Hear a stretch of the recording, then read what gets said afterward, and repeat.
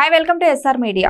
పండిస్తే పన్ను, అమ్మేస్తే పన్ను, కొంటే పన్ను, తింటే పన్ను, సంపాదించిన దానిపై పన్ను, దాచుకున్న దానిపై పన్ను. ప్రస్తుతం పన్ను పోటు లేని వస్తువు లేదు, రంగం లేదు. ప్రతి దానిపై ఇప్పుడు ట్యాక్స్ పడుతూనే ఉంది.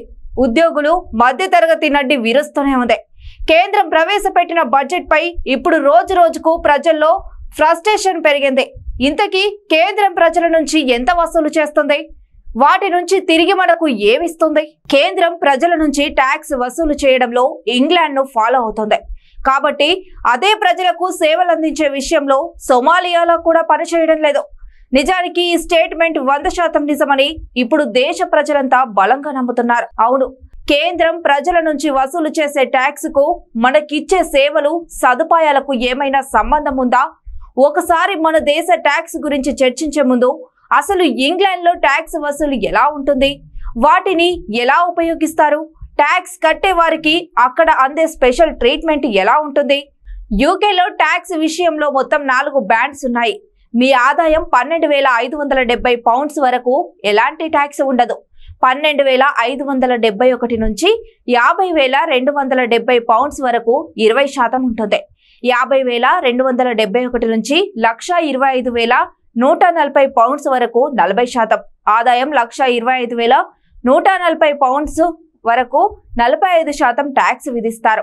నెంబర్స్ భారీగానే ఉన్నాయి కదా, మరి వ్యాట్ ఉంటుందా అంటే ఉంటుంది. వ్యాట్ విషయానికి వస్తే స్టాండర్డ్ రేట్ 20% ఉంటుంది. దాదాపుగా అన్ని గూడ్స్ పై ఇదే రేంజ్ లో వ్యాట్ ఉంటుంది. కానీ కొన్ని గూడ్స్ అండ్ సర్వీసెస్ అంటే children's car seats, home energy లాంటి వాటికి మాత్రం 5% వ్యాట్ మాత్రమే ఉంటుంది. ఇక ఫుడ్, చిన్నపిల్లల దుస్తులపై ఎలాంటి వ్యాట్ ఉండదు. యూకేలో ట్యాక్స్ పే చేసే వారికి కాస్త స్పెషల్ ట్రీట్మెంట్ ఉంటుందనే చెప్పాలి. ట్యాక్స్ కట్టే ప్రతి వారికి నేషనల్ ఇన్సూరెన్స్ ఉంటుంది. వీరికి ట్రీట్మెంట్ దాదాపుగా ఫ్రీగా ఉంటుంది. అంటే వారికి అందే సదుపాయాల గురించి అయితే చెప్పనవసరం లేదు. సరైన రోడ్ల నుంచి మొదలు పెడితే ప్రతి వ్యవస్థ జవాబుదారీగా ఉంటుంది. ఏదైనా సమస్య వస్తే వెంటనే రెస్పాన్స్ ఉంటుంది. ప్రజలు అధికారులను నిలదీసేలాగా ఉంటుంది. ఇది యూకే టాక్సేషన్. ఇక ఇండియా విషయానికి వద్దాం. ఇండియాలో పన్ను వసూలు ఎలా ఉంది? నిజానికి ఉద్యోగాలు చేసే వారికి పన్ను పోటు మామూలుగా ఉండదు. మామూలుగా జీతంలో సంబంధం లేకుండా ప్రతి ఒక్కరూ ప్రొఫెషనల్ ట్యాక్స్ పేరుతో 200 చెల్లించాల్సిందే. కాబట్టి పన్ను కట్టే మనం సాలరీ తీసుకుంటున్నాం, కానీ ఆ సాలరీపై కూడా మళ్ళీ పన్ను విధిస్తున్నారు. ఆ తర్వాత 3 లక్షల వరకు ఎలాంటి ట్యాక్స్ లేదు.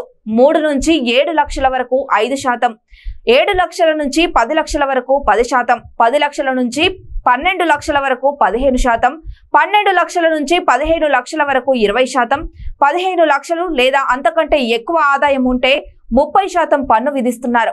ఇది కొత్త పన్ను విధానం. ఇక పాత పన్ను విధానం అని మరొకటి ఉంది. పోనీ ఇక్కడితో అయినా ఆగిందా అంటే అస్సలు ఆగలేదు. ఇన్ని ట్యాక్సులు కట్టిన తర్వాతనైనా పోనీ మిగిలిన డబ్బుతో ఏదైనా నచ్చింది కొనుక్కుందామంటే మళ్ళీ ట్యాక్స్ కట్టాల్సిందే. 1 నేషన్ 1 ట్యాక్స్ కింద GST తీసుకొచ్చారు.